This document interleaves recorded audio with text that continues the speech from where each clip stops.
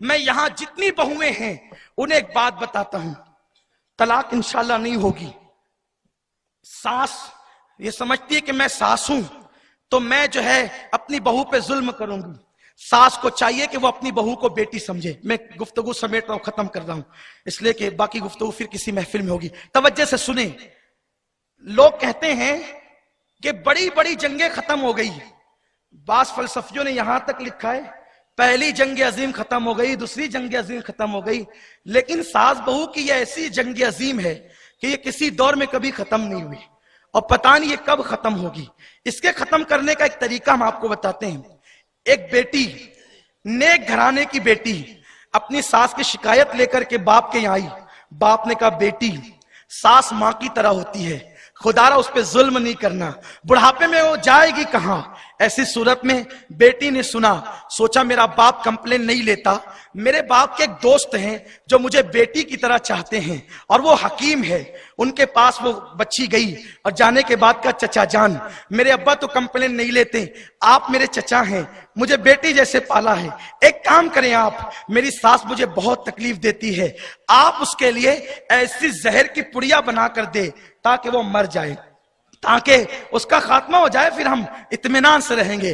وہ واقعی حکیم تھا، وہ واقعی حکیم تھا، اور وہ اسلام کے قانون کے مطابق حکمت کرتا تھا۔ اس نے کہا بیٹی بیٹھ، ٹھیک ہے، 1 مہینے کی پڑیا تجھے دیتا ہوں، بیٹی اگر 1 دن میں دوں گا تو وہ مر جائے گی، سب تجھ پہ شک کریں گے، تیری روزانہ اس سے جھگڑے اور زک زک ہوتی ہے، بیٹی ایک کام کرنا، تیرے اوپر الزام نہیں آئے اس لیے میں جو ہے وہ سلو پوائزن جو ہوگا بہت دھیرے دھیرے اثر کرے گا، 1 مہینے کے بعد مر جائے گی تو تیرا نام بھی نہیں آئے گا، تیرا کام بھی ہوگا۔ اس نے کہا بہت اچھا۔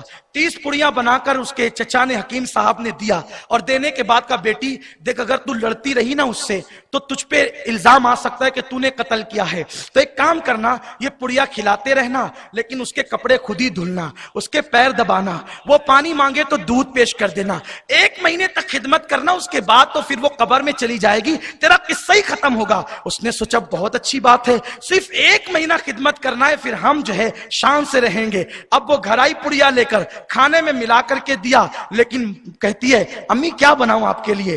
یہ بناؤ۔ امی آپ تھک گئی ہیں، ذرا لیٹ جائے، پیر دباؤں، پانی پیش کیا، سر میں تیل لگایا۔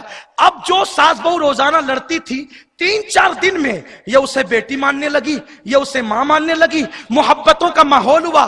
8-10 دن گزرے، اسے افسوس ہوا اللہ اللہ میں نے تو 8 پڑیاں ساس کو کھلا دی، یہ تو بیچاری 1 مہینے کے بعد مر جائے گی۔ وہ حکیم کے پاس گئی روتی دھوتی، چچا چچا وہ میں نے 8 پڑیاں کھلا دی اور ابھی جو ہے وہ 22 باقی ہے، لیکن میری ساس مجھ سے کتنا پیار کرتی ہے، وہ مجھے بیٹی کی طرح سمجھتی ہے، اس لیے جو ہے وہ میری ساس مرنا نہیں چاہیے، وہ جو اس کو زہر دیا ہے آپ نے اس کا ازالہ ہونا چاہیے۔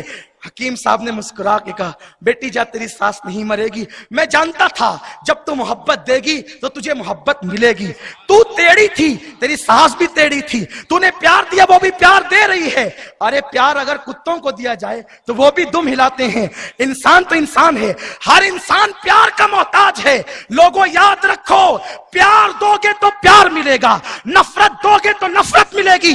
بابا فرید الدین گنج شکر پاک پٹن کے تاجدار فرماتے ہیں لوگوں جو تمہارے راستے میں کانٹے بچھائے تم کانٹے اٹھا لیا کرو، اگر کانٹے بچھانے کے مقابلے میں تم بھی کانٹے بچھاؤ گے تو دنیا کانٹوں سے بھر جائے گی۔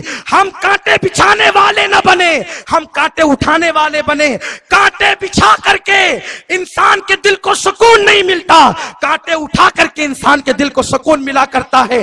اس لیے جو خواتین اپنی ساس پہ الزام لگاتی ہے، جو بہویں اپنی ساس پہ الزام لگاتی ہے، جو ساس اپنی بہووں پہ الزام لگاتی ہے، وہ اللہ کی بارگاہ میں سچی توبہ کریں اور اے ساس تو ظلم کیوں کرتی ہے؟